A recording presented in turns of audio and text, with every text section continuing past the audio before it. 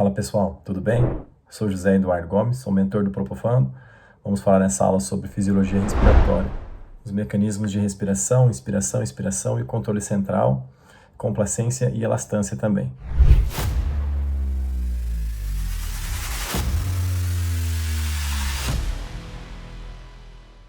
Então assim, nós vamos bem devagarzinho, que nem criança pequena olhando, né, como está nessa figura, olhando o pulmão por dentro para a gente entender as estruturas e a parte da fisiologia. Então vamos lá, aqui a gente tem uma imagem desenhada, né, do pulmão, do sistema respiratório, com a traqueia, os alvéolos e os brônquios, e aqui a gente tem também a pleura, ok? Os pulmões e a pleura. Vamos falar um pouco sobre os mecanismos da respiração. Vamos lá então, pessoal, a gente tem aqui uma caixa torácica, os músculos intercostais, costelas, arcos costais. Em verde nós temos o nosso espaço pleural, né, com a pleura parietal e visceral, os pulmões. Aqui nós temos a carina e os brônquios, fontes esquerdo. Do lado de cá, as mesmas estruturas. E aqui embaixo, a musculatura do diafragma. Então, a gente vai identificar aqui 3 estruturas para a gente entender um pouco sobre as pressões, para a gente conseguir enxergar o mecanismo de respiração. Vamos lá então. Nós temos dentro dos pulmões, que é essa estrutura em A, que a gente vai falar um pouco sobre a pressão nessa região. A pressão nessa região é a mesma pressão que a atmosférica, sendo identificada como a pressão pulmonar de 760 milímetros de mercúrio, a mesma pressão que nós temos na atmosfera. Para a gente entender qual é essa pressão intrapulmonar, nós temos que fazer uma subtração entre a pressão pulmonar, que está em A, menos a pressão atmosférica. Então, nós temos uma pressão de 0. Então, no pulmão, relacionado com A, nós temos uma pressão de 0 milímetros de mercúrio. Já na estrutura B, identificada na região em verde, que seria o espaço intrapleural, nós temos uma pressão intrapleural de 756 milímetros de mercúrio. Se nós temos uma pressão atmosférica de 760 milímetros de mercúrio e fizermos a subtração entre 756 e 760 milímetros, nós teremos uma pressão negativa, temos um menos aqui, negativa de menos 4 milímetros de mercúrio. Então, a estrutura em B, que corresponde à região intrapleural, nós teremos uma pressão negativa de menos 4 milímetros de mercúrio. Já em C, nós temos a pressão atmosférica, que é igual a 760 milímetros de mercúrio. Continuando aqui, nós vamos falar um pouco sobre a pressão intrapleural, que nós estamos vendo ali umas setinhas daquela região. O que influi nessa pressão intrapleural? Nós temos que pensar na elasticidade dos pulmões, né, a tensão superficial, versus a elasticidade da parede torácica e a gravidade.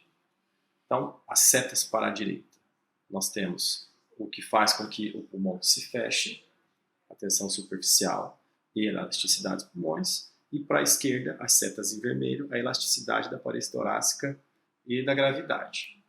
Nós temos que lembrar aqui agora da lei de Boyle, ou seja, P1 vezes V1 é igual a P2 vezes V2, pressão por volume.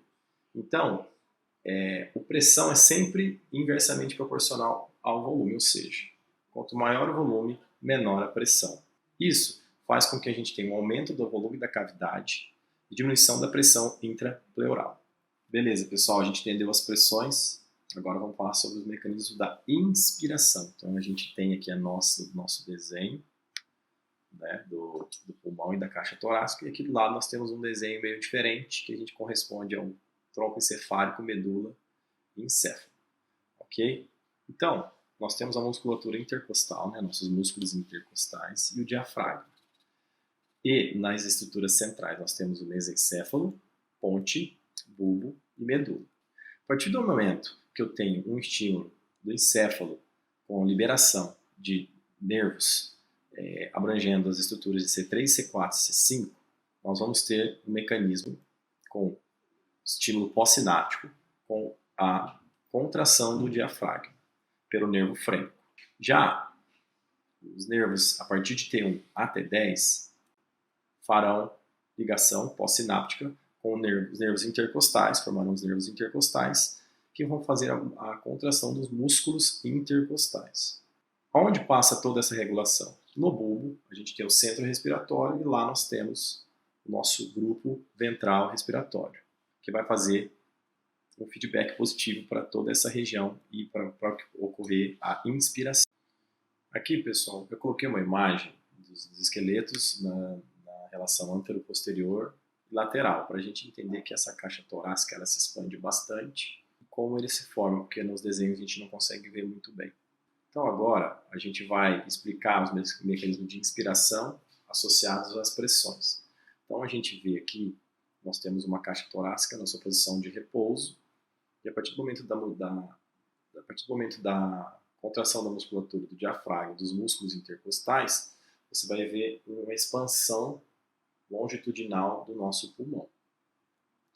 Então, a nossa pressão intrapleural de -4, que era negativa, vai para -6, só nessa expansão, e a interna dentro do pulmão, de 0 para -1 milímetro de mercúrio, fazendo com que entre o ar para dentro da caixa torácica e dos pulmões. E agora, pessoal, relacionado à nossa expiração, nós vamos ter a nossa caixa torácica que tinha sido aumentado seu volume em relação longitudinal, voltando ao normal, com retorno das pressões ao estado pré-inspiratório. É importante a gente dizer que esse retorno nós teremos receptores de estiramento que ficam nos músculos intercostais, mandando estímulos para o núcleo central. Fazem todo o feedback negativo para todo o sistema nervoso central, fazendo inibição do nosso grupo ventral respiratório.